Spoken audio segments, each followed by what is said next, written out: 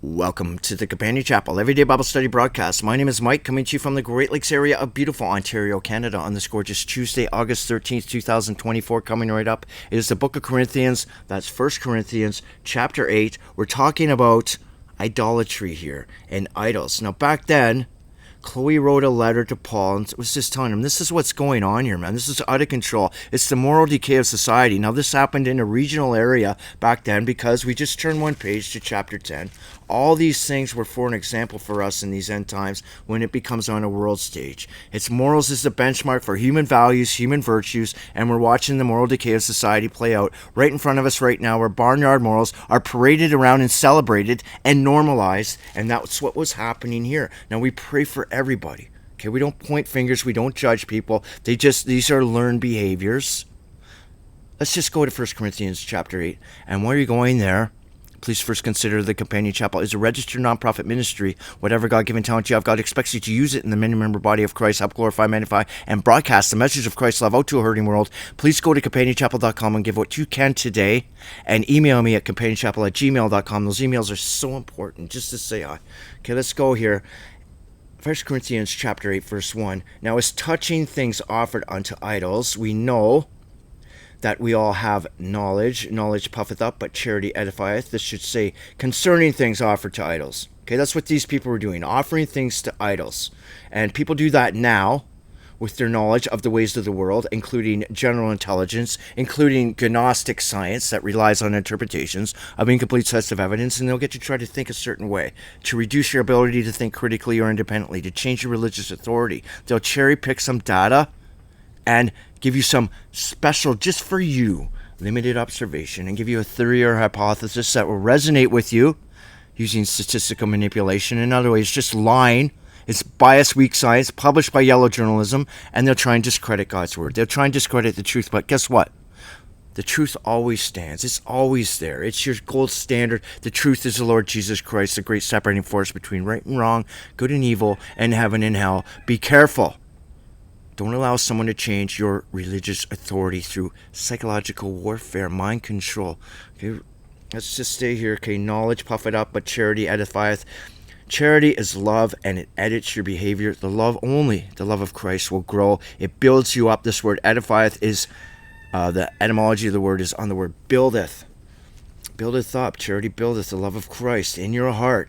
Okay, concerning idols here. Now, if any man think that he knoweth anything, he knoweth nothing, yet as he ought to know. They just run their mouths, they sit on their moral high horse with these mainstream media catchphrases and try and discredit you, shun you, humiliate you, insult you, shame you, lie against you, mock you, ridicule. We go through this all the time. We went through this in the last couple of years, and we pray for these people. They get that glow on their face when they can run off some mainstream media catchphrases, which are never more than 5 words or 10 syllables, because that's all they can handle. They declare finalities on hypothetical situations. They let their feelings trump the truth because they need to be told what to think, say, and do, and they just blindly agree, obey, comply. And I'm telling you right now, in retrospect, you should be ashamed of yourself, coward. It's time to wake up. This is a spiritual awakening. Stand up for mankind. You allowed them to change the gene expression in human beings through allegedly something, gene manipulation that took place in a bowl of soup. If you believe that, I suggest you really think about that. Say that in a mirror. I believe gene manipulation could take place in a bowl of soup. Come on. They just lied to us right off the hop. The truth will set you free. Jesus Christ is the truth. Love of the truth will edify you. It will edit your behavior, your active attitude that motivates your actions. Watch these people running their mouths, sitting on their moral high horse with that smirk on their face. You know what else they say to me, these same people? I say, like, what do you believe in? They say they're not religious. I say religion just means follower of one's own beliefs, and worship just means what you have faith in, what you trust, what you believe. They believe these snakes in suits with their white lab coat patsies. They just sit there and believe them. That's what they worship because they believe in them. They have faith in them. That's why they went and rolled up their sleeve for them. Organized crime. They think every logical and moral decision they make should be the gold standard of society. That's idolatry. We have the gold standard of the universe here. God gave us a set of institutional standards to govern ourselves by, to get back into harmony with his universe right here. The truth will set you free. These people's arguments always contradicts itself. That's the argument of the heathen. They never check anything. How can you say you trust the science when you haven't even opened a scientific journal? You just let some snake in a suit tell you what to think, say, and do, and you just...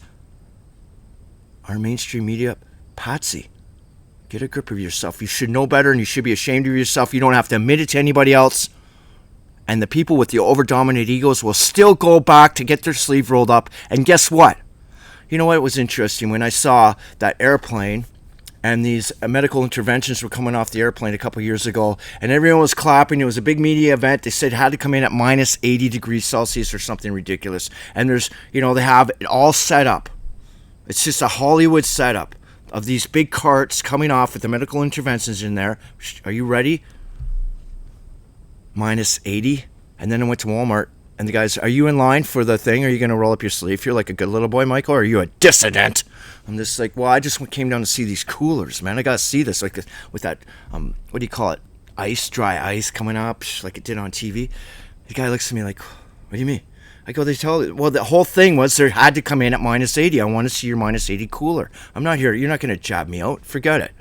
And it's dude, it's just in that bar fridge right there. Why don't you just get in line and stop causing trouble? Okay? It was all a scam. It was all a lie right off the hop. It was lie after lie, and nobody fact-checked reality. They just fact-checked idea inoculation and declared finalities on these hypothetical situations. They got to think, say, and do. Hey, we're going to tell you.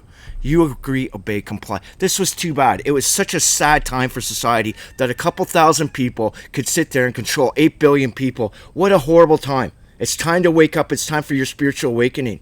If any man love God, the same is no one of him. Amos 8:11. Hey, the famine in the end times is for hearing the truth. Jesus Christ, Matthew 7, depart from me. You never took the time to get to know me. You had your face glued to the most trusted name in news for 10,000 hours, and you have to justify it. You can never admit you're wrong. Always remember that it's way easier to fool a people than to convince somebody that they've been fooled. Way easier. Why? Because of an over-dominant ego. They don't understand wisdom is a process of finding out your intuitions were wrong. But no, when they look in the mirror, all they see is perfection. God. My ideologies are the gold standard for society. All my logical and moral decisions.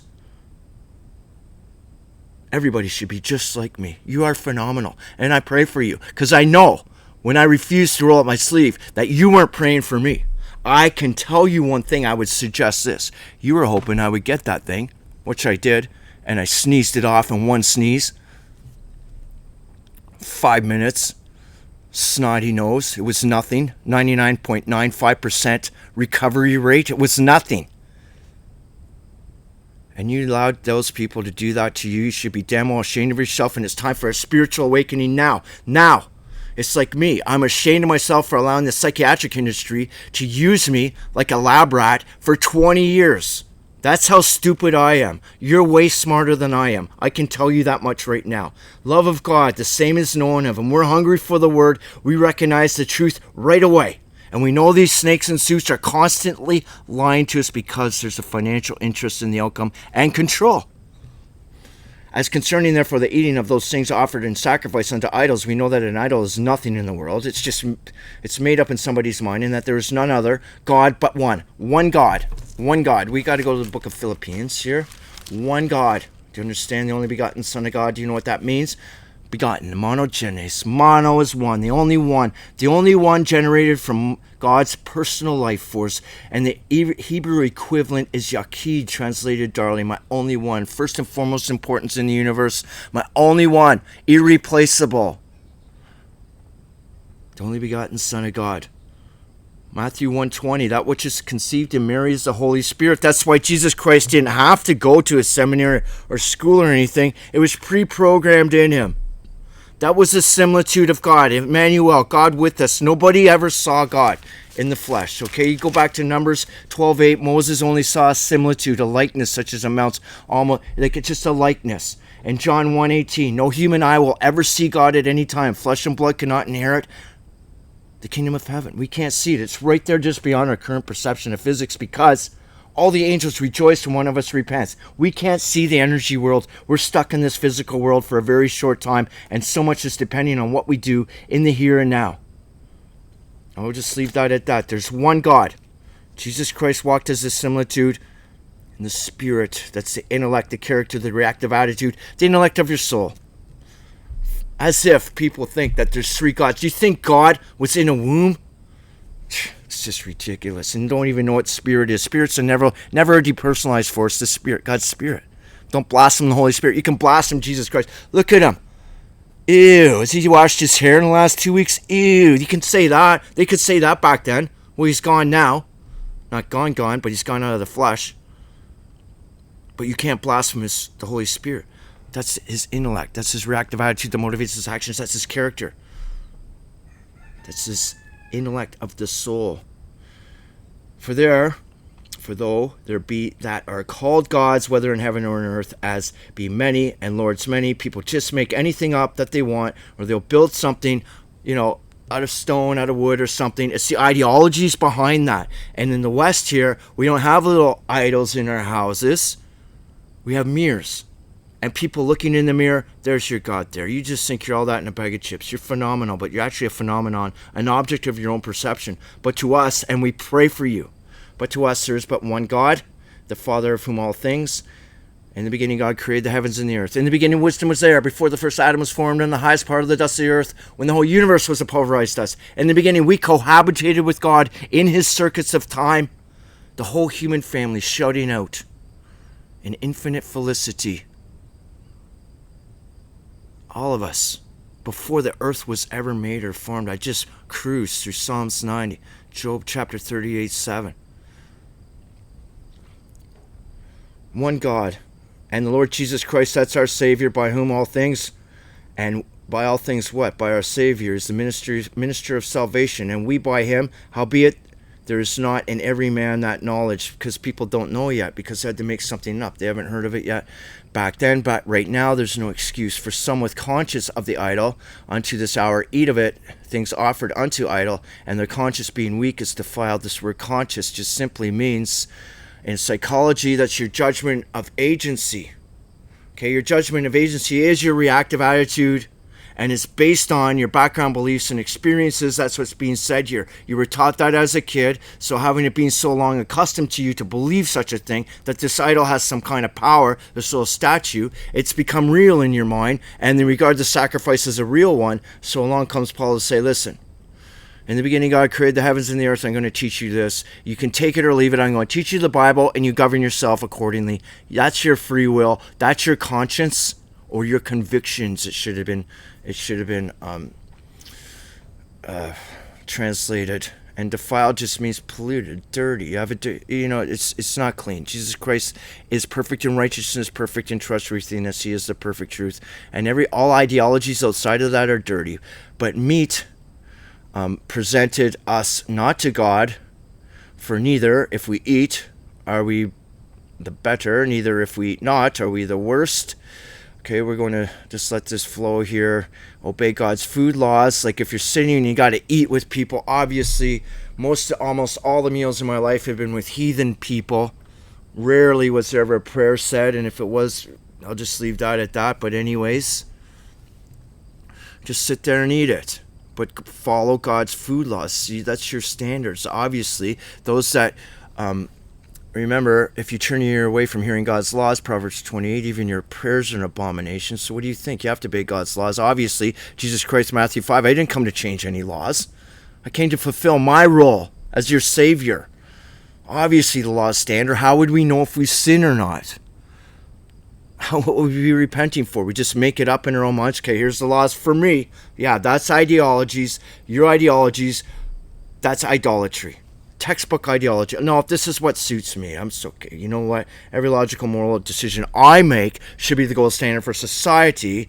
And when something's not convenient for me, it's okay. I'm just going to change everything as long as it's convenient for me. That's called an inconsistent thought pattern based on a set of unprincipled beliefs, and that is ideology, idolatry, and that's idol. You idol yourself. But take heed lest any means this liberty, this freedom of yours, become a stumbling block to them that are weak. For if any man There's irony now. I'm going to have to explain this a little bit. For if any man see thee, which has knowledge, should at meat in the idol's temple, shall not the conscience of him which is weak be emboldened to eat those things which are offered to idols? This is irony. Their complex system of beliefs will always fail, will always fall apart in the face of the truth. We're just saying that this, okay? So I'll go back to this verse here. Take heed lest by any means this liberty of yours becomes a stumbling block to them that are weak. They're just weak Bible blind people. I'm going to finish this chapter and I'm going to go back. This really, verse 11 explains verse 10, okay?